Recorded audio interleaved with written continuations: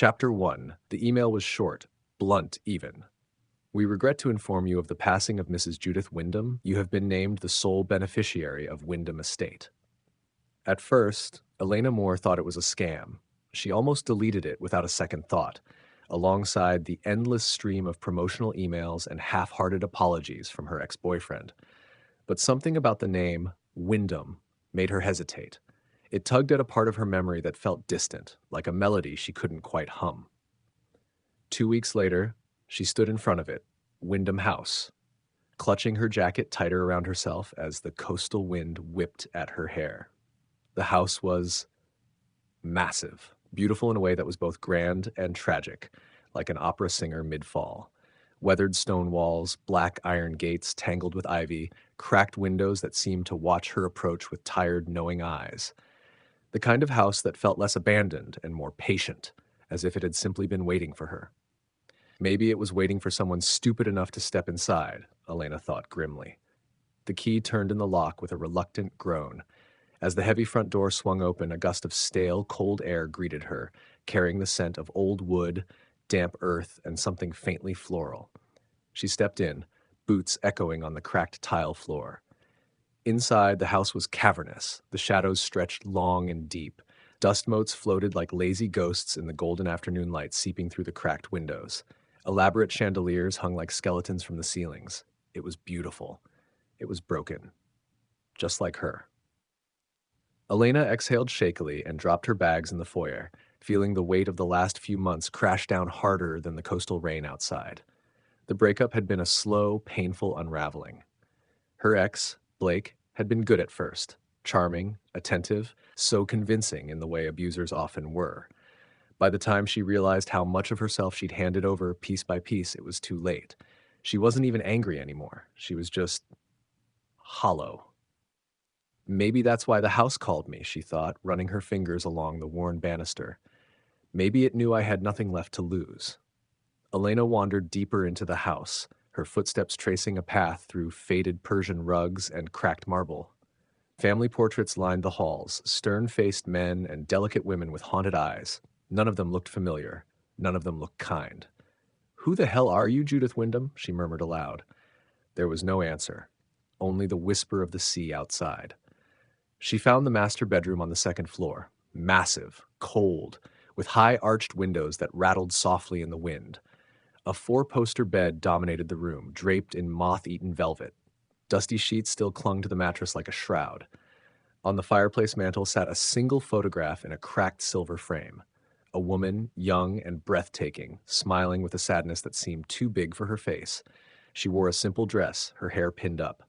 Around her neck hung a locket, heart-shaped, gleaming faintly even through the grime. Elena leaned closer, studying the woman's face. Something about her features stirred a pang deep in her chest. It was her. Or almost her.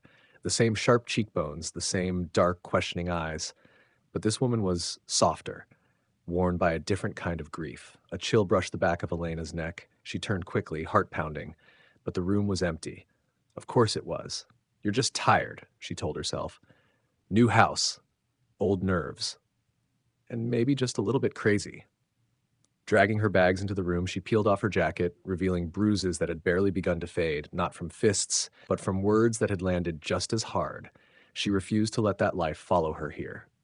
This was her fresh start.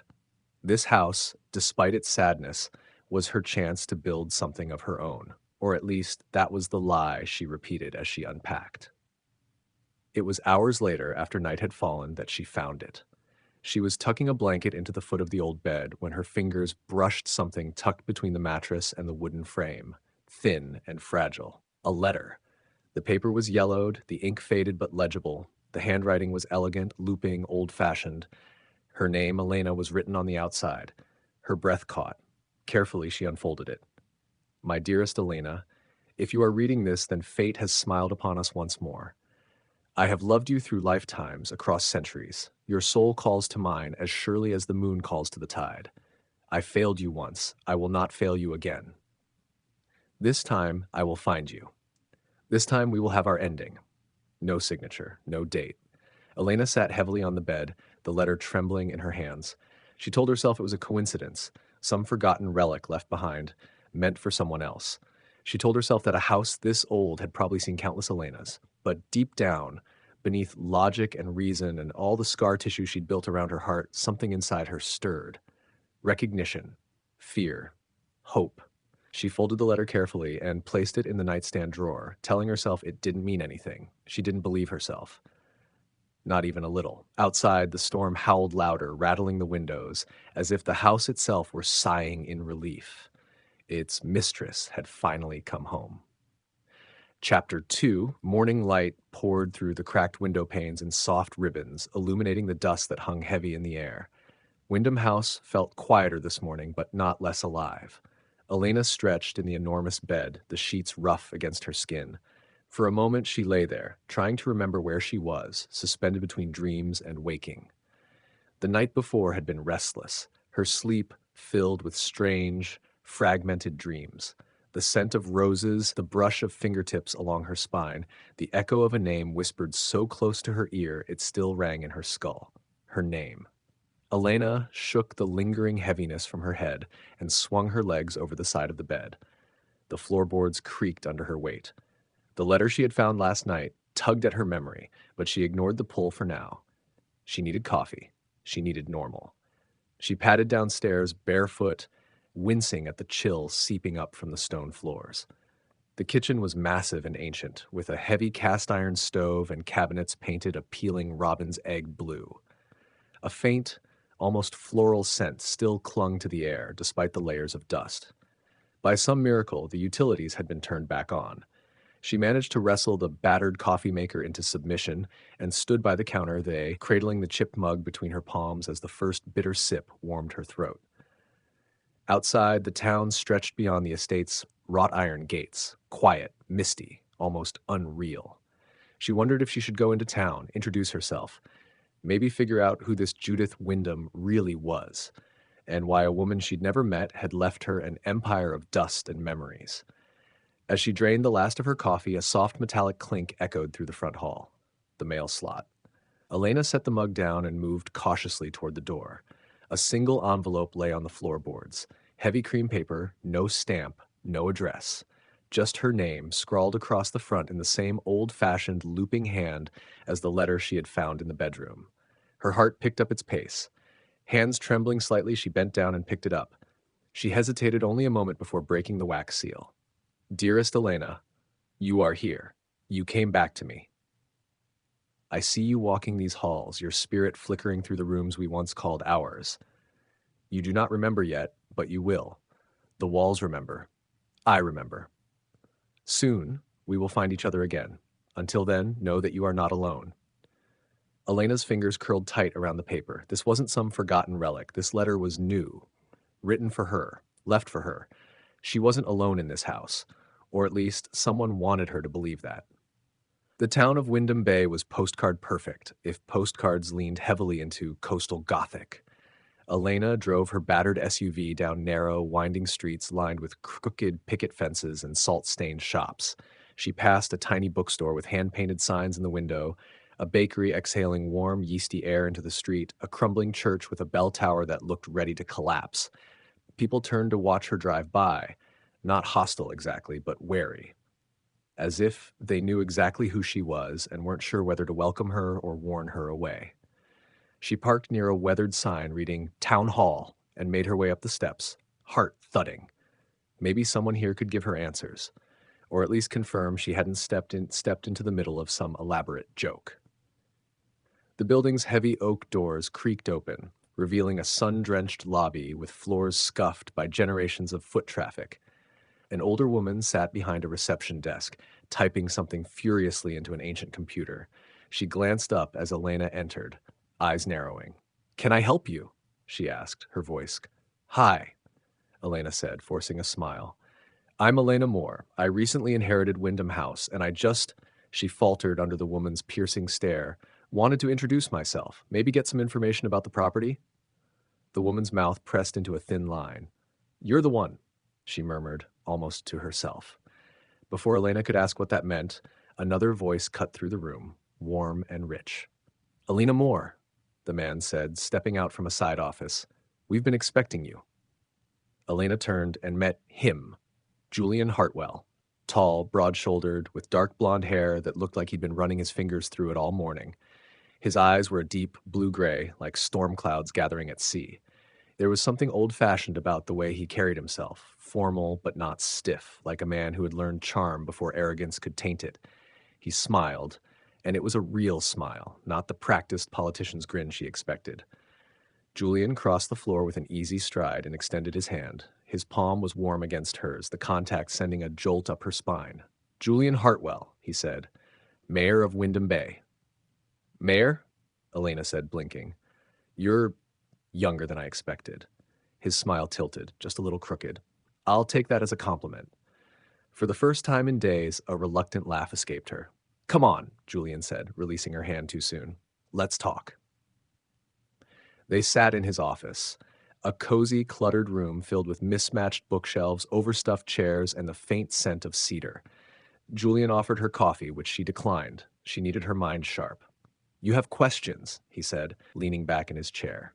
"More than a few," Elena admitted. "For starters, who was Judith Wyndham, really? I never knew her. Why would she leave the estate to me?" Julian's face shuddered, just slightly. It was subtle, but Elena caught it, the way his fingers tapped once against the armrest before going still. "Judith was complicated," he said carefully. "A recluse. She didn't have much family left. When I heard about the inheritance, I assumed she must have found some distant relative to pass it on to. But I'm not related to her, at least not that I know of." Julian hesitated. Sometimes blood isn't the only thing that binds us. The way he said it made her skin prickle. "And the house?" Elena pressed. "Why does everyone look at me, like I'm cursed or something?" Julian smiled, but it was a sad smile, heavy with a history he didn't share. "Wyndham House has seen a lot of sorrow," he said simply. "People are superstitious. Old tragedies linger." "Tragedies," Elena echoed, but Julian only shook his head. "Some histories are better left buried."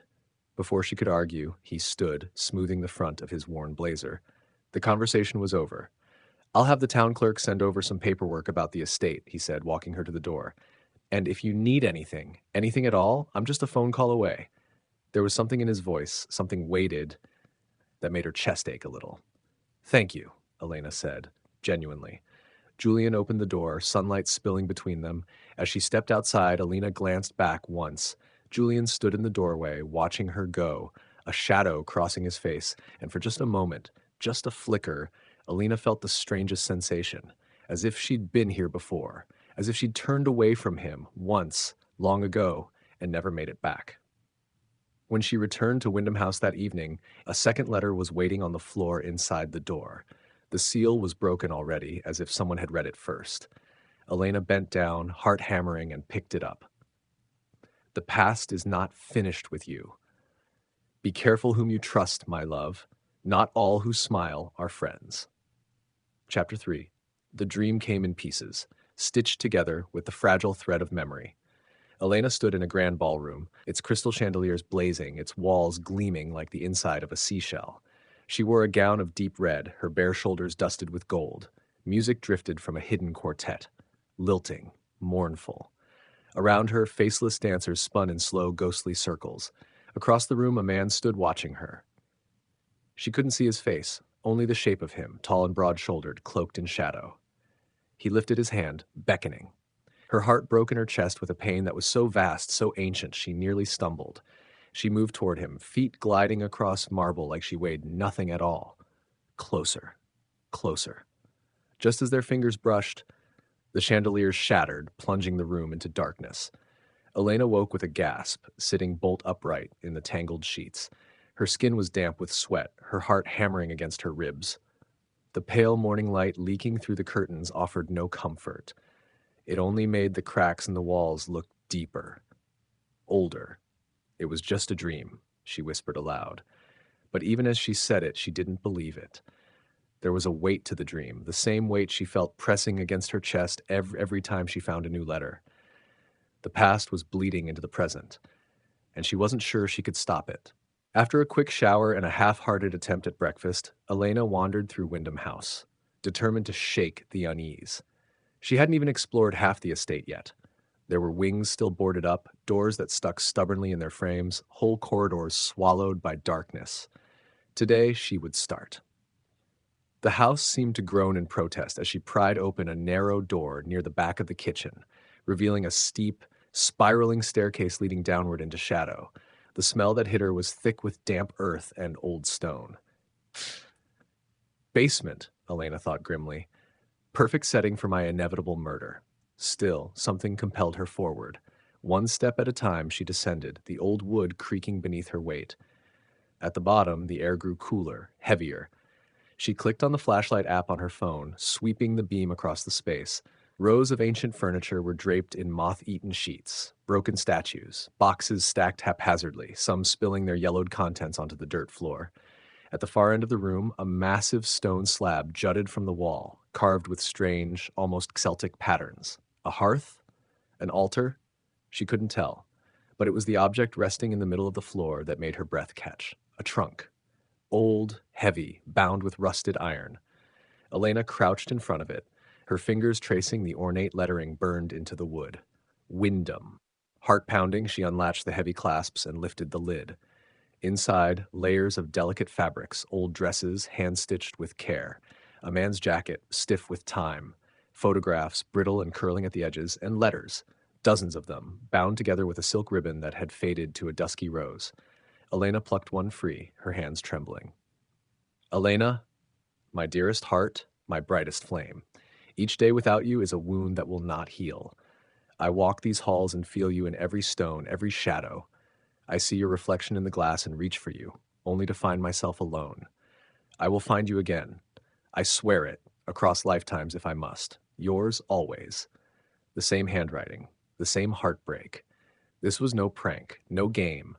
Someone had been waiting for her. Elena's vision blurred as her throat tightening around the ache rising there. For so long, she had believed herself unworthy of a love like this, unconditional, desperate, eternal. It terrified her how much she wanted it to be real. A soft thump from upstairs snapped her back to the present. She froze, heart slamming painfully. Footsteps. Light but deliberate. She wasn't alone. Shoving the letters back into the trunk, Elena slammed the lid shut and killed the flashlight. She crouched behind an old armoire, breath shallow, every nerve screaming. The footsteps grew louder, closer, then paused directly above her. A silence thick enough to choke on. Then, slowly, the footsteps retreated. Elena waited a full 5 minutes before daring to move. Whoever, whatever it was, they hadn't come down here. Not yet, but they had been looking for something. Maybe for her. Later that afternoon, desperate for air and sunlight and normalcy, Elena drove back into town. The bookstore's bell chimed as she pushed through the door, the warm scent of old paper and coffee wrapping around her like a blanket. Shelves towered around her, crammed with novels, histories, dusty tomes. A petite woman with silver hair glanced up from the counter, her sharp green eyes assessing Elena with unnerving precision. "You must be Elena Moore," she said. "News travels fast around here." "Seems like it," Elena said, managing a small smile. "I'm just trying to learn more about the town and about Wyndham House." The woman studied her a moment longer, then nodded. "I'm Miriam, owner of this establishment for the last 40 years. And a word of advice, Miss Moore, some stones are best left unturned." Elena's smile faltered. "Why does everyone keep saying that?" Miriam leaned forward, lowering her voice.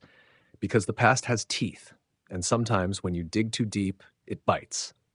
Before Elena could press for more, the door swung open again and Julian Hartwell stepped inside. He looked effortlessly handsome, the sleeves of his shirt rolled to his elbows, a light jacket thrown over one shoulder. His gaze found Elena instantly, a flicker of something soft, relief, passing through his eyes. "Miriam," he said, giving the older woman a respectful nod. Then, to Elena, "I was hoping I'd run into you." Elena's heart did a stupid little lurch. "I was just—" She gestured vaguely at the shelves. Julian smiled, slow, patient, as if he had all the time in the world for her fumbling. "There's a fall festival tomorrow," he said. "Wyndham Bay tradition, small-town charm, questionable cider, suspiciously competitive pie contests. Thought you might want to come, meet some of the locals." He hesitated, then added, "Might make it feel a little more like home." Something about the way he said it, gentle, almost hopeful, unraveled a tiny knot inside her chest. "I'd like that. Elena said, surprising herself with how much she meant it. His smile deepened, and for a moment, the bookstore, the letters, the creeping sense of dread, all of it faded. There was only him, and the warm strength of his presence. Maybe, she thought, she wasn't completely alone after all. That night, back at Wyndham House, she found another letter, tucked between the pages of a book she'd brought home from the store. This one was different, shorter, urgent. The heart remembers what the mind forgets. Trust your heart, Elena. It will lead you back to me. Elena closed her eyes, clutching the letter to her chest.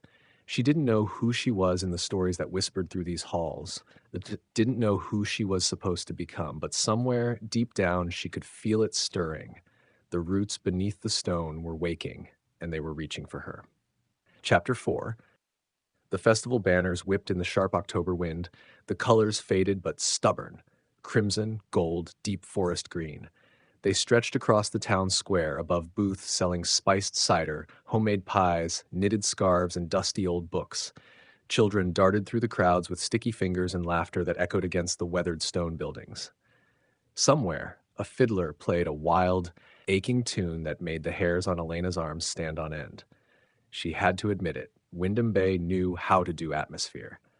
Adjusting the scarf around her neck, Elena wandered through the throng, clutching a paper cup of cider that smelled strongly of cinnamon and something far more potent.